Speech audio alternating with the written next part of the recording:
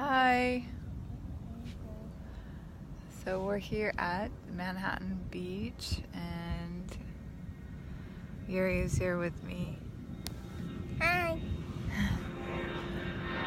Just taking a small break, and I realized I never told the second part of the story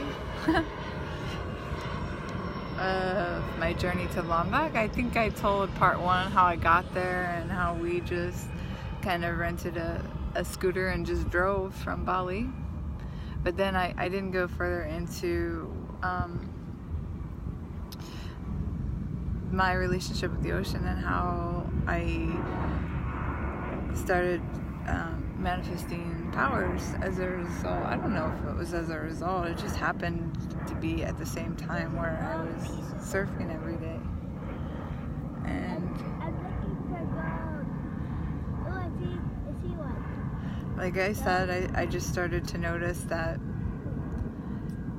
as I got rid of the self-doubt by using Swamiji's technique of fulfilling all my words and actions that I give.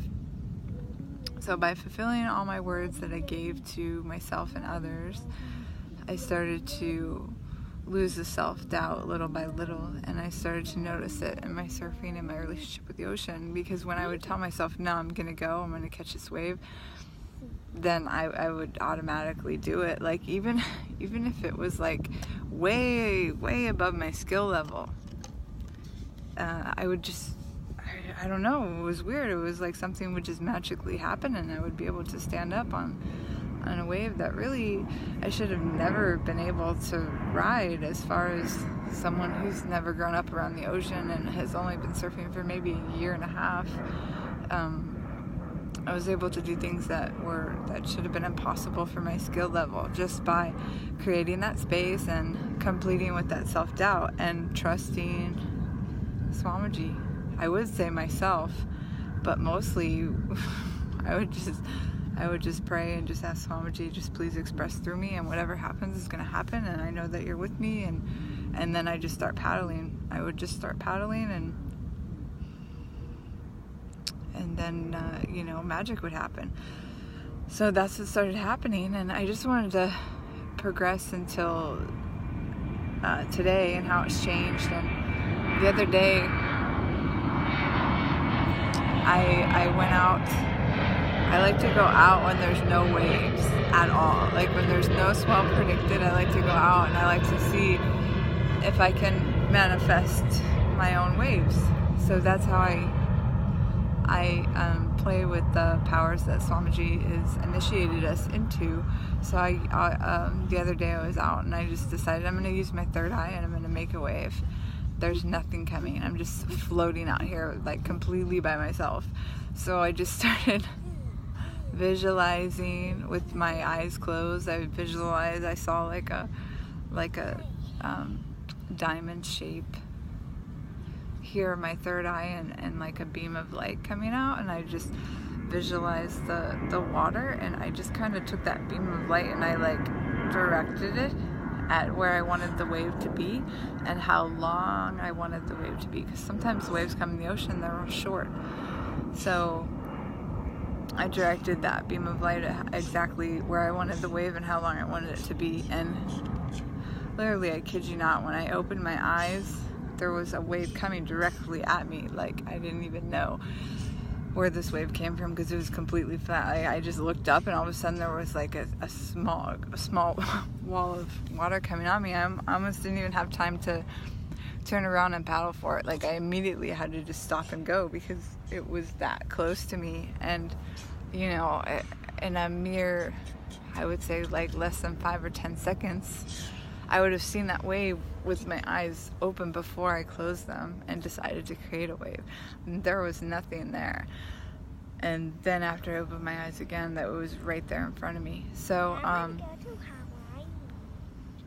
those are the kinds of things that I've noticed that can happen when you use the power of the third eye. So that, and just being able to relate with the body of water, almost like a friend, like a friend. Like when I go into the water and I enter it, I just first of all pay respect to it, and I bow and I treat it with extreme friendliness, just like what Swamiji has taught us in working with the elements. The first thing is to just show friendliness to it.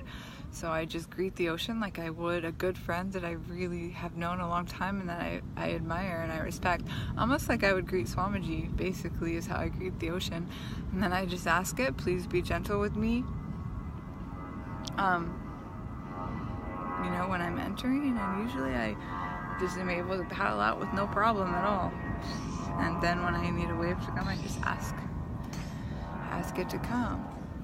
And so these are the kinds of things that I've been playing with since Lombok, and you know, it's grown. It just started with just a simple prayer for for help, like not to drown or not to get hurt or something, but so what started as a simple prayer has developed into a full, basically manifesting power session every time I enter the water. So I just wanted to share that with you, that's just one of the amazing benefits of the third eye, is that I've had this whole dimension of my life opened up that brings me so much joy and happiness, and I'm very grateful for that. So yeah, we're just sitting here enjoying the view here. I'll turn the camera around so you guys can see.